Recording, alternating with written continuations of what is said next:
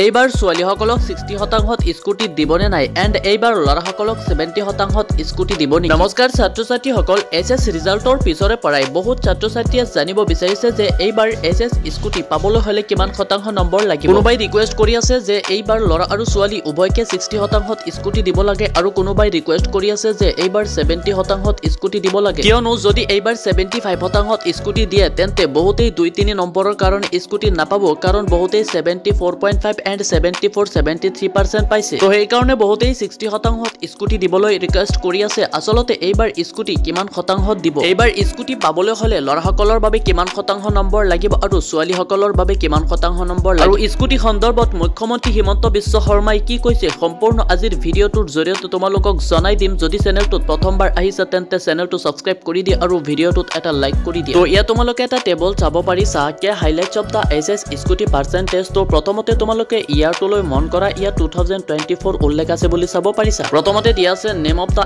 Scheme SS scooty scheme and launched by the state government of Assam. And ইয়াৰ তলত তোমালোকে চাব পাৰিছা ইয়াৰ 2024 এণ্ড ইয়াৰ তলত চাব পাৰিছা beneficiaries students of Assam with 60 to 75% in SS exam. ইয়াত এপ্লিকেশ্যন মোড চাব পাৰিছা কেনেকৈ এপ্লাই কৰিবা, বথ অনলাইন এণ্ড অফলাইন আৰু অনলাইন দুয়োটাই হয়। তো ইয়াত তোমালোকে এটা বস্তু নিশ্চয় চাইছা যে 60 to 75% বুলি উল্লেখ আছে। তো ছোৱালীসকলৰ বাবে 60% আৰু ল'ৰাসকলৰ বাবে 75% বুলি উল্লেখ আছে। তোমালোকে নিশ্চয় জানা যে আগৰে পৰা ছোৱালীসকলক 60% নম্বৰত স্কুটি দিয়া আহিছে আৰু ল'ৰাসকলক 75% নম্বৰত স্কুটি দিয়া আহিছে। তো এইবাৰ বেছিভাগ ছোৱালীসকলে ভয় কৰি আছে, কাৰণ তেওঁলোকে স্কুটি পাবনে নাই, কিয়নো বহুদিন আগতে যিহেতু হিমন্ত বিশ্ব শৰ্মাই জনাইছিল যে এইবাৰ ল'ৰা আৰু ছোৱালী উভয়কে 75% স্কুটি দিব বুলি। তো সেইকাৰণে ছোৱালীসকলে ৰিকুৱেষ্ট কৰি আছে যে এইবাৰো ছোৱালীসকলক 60% স্কুটি দিব লাগে। তো ভয় কৰিব নালাগে, কিয়নো তোমালোকক অলৰেডি এটা টেবল দেখুৱালো। তো এই টেবলখনত উল্লেখ আছে 60 আৰু 75% বুলি, অৰ্থাৎ ছোৱালীসকলক 60% আৰু ল'ৰাসকলক 75% স্কুটি দিব। এছএছ